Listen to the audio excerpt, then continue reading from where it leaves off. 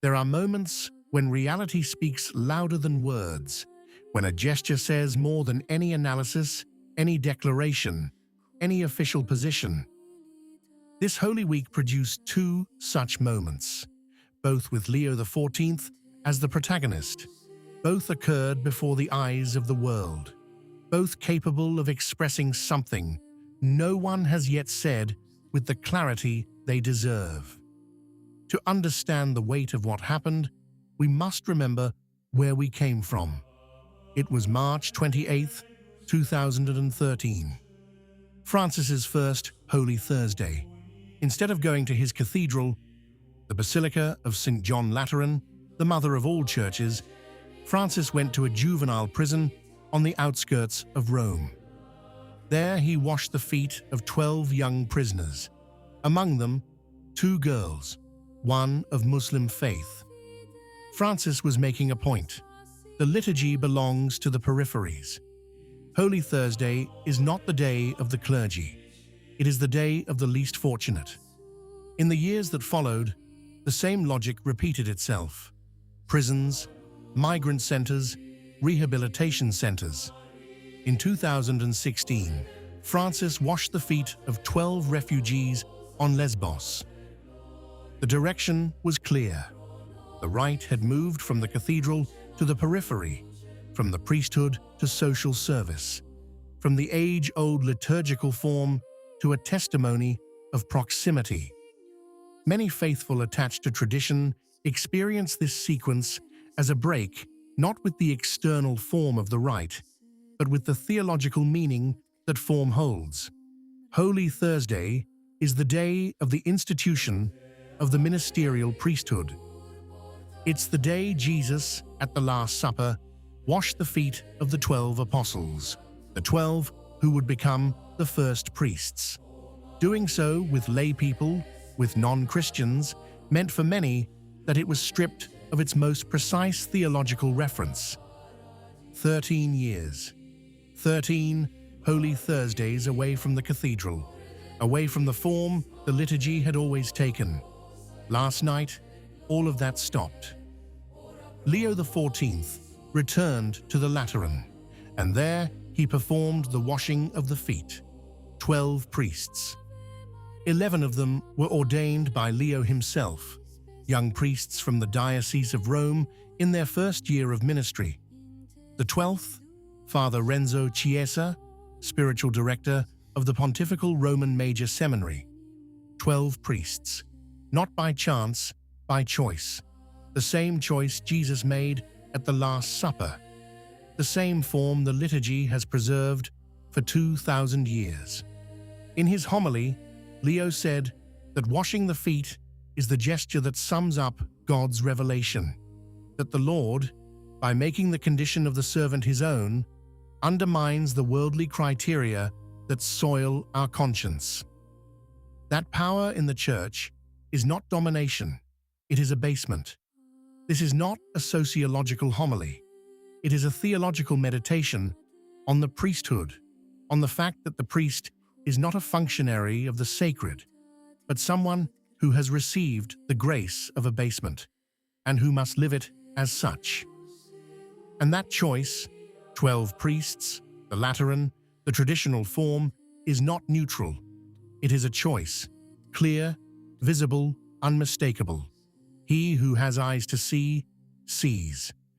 The second gesture comes this evening, and if the first was already extraordinary, the second is even more so, because it's a gesture unseen in decades. The Stations of the Cross at the Colosseum. Leo XIV has announced that he will carry the cross, alone, for all 14 stations. This isn't something popes normally do. The tradition of this rite, introduced by John Paul II, requires the cross to be carried by different people at each station, representatives of peoples and communities who embody the world's suffering. The Pope follows, prays, presides, but he doesn't lead. Leo XIV chose differently. He took up the cross at the first station and never let it go. 14 stops before the mystery of the Passion. with the cross on his shoulders, before tens of thousands of faithful. To journalists who asked why, Leo replied simply, "It's an important sign of what the Pope represents in the world today. Christ still suffers." And he let his gesture speak for itself.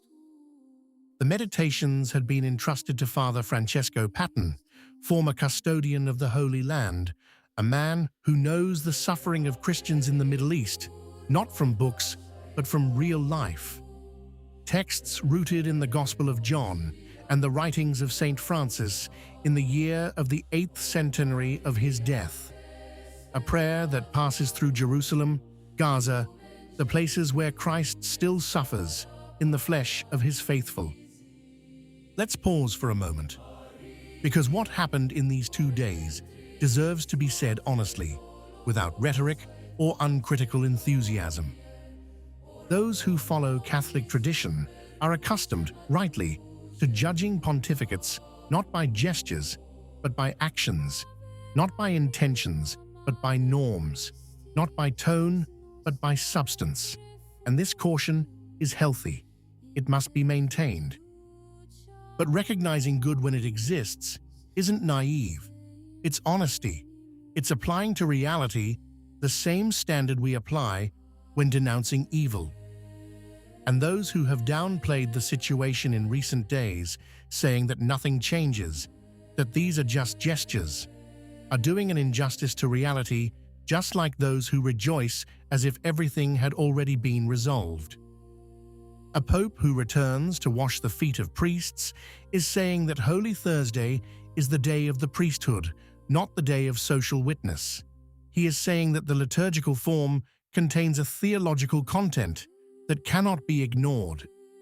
And a pope who carries the cross alone through all 14 stations, in silence, before the world. That pope is speaking with his body. He is embodying the mystery he celebrates. He is doing what tradition has always asked of pastors, to bear witness with their lives rather than with words. These aren't ambiguous signals. They are actions, concrete, visible, rooted in 2,000 years of Catholic faith.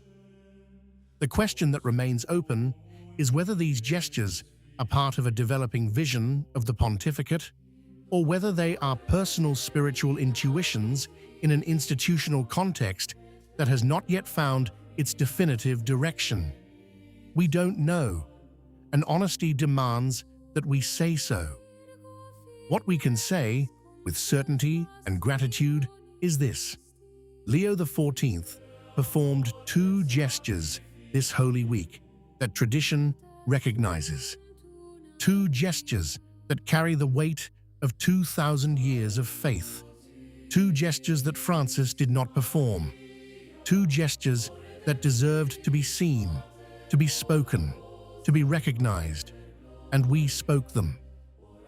Because tradition isn't a faction, it's a perspective on reality, and a perspective on reality recognizes the good when it exists, and speaks of it with the same voice it uses to denounce the bad. What do you think?